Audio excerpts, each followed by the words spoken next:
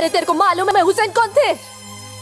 पैगंबर साहब के नवासे थे, जान दे दी, शहीद हो गए वो सच्चाई और इंसाफ के वास्ते।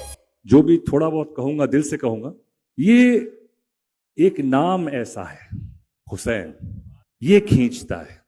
1350 साल गुजर गए, न हम इस शख्सियत से मिले, न उसे देखा, न उसे सुना, लेकिन जब नाम हुसैन आता है आंख में आंसू आ जाते हैं। और ये कोई और शख्सियत दुनिया की आज तक हिस्ट्री में दावा नहीं कर सकती कि नाम सुनते आंसू आ जाए।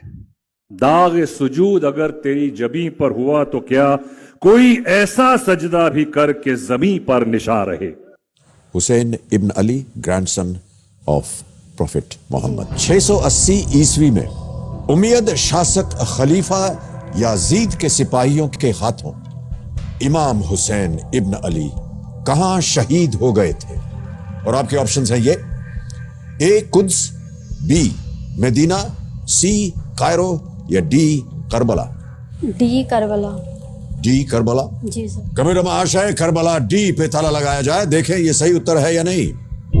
बिल्कुल सही उत्तर है आपका। 3 fought on the 10th day of Muharram in the year 61 of the Islamic calendar has become an annual holy day of public mourning. Ji. Hussein ibn Ali, grandson of Prophet Muhammad.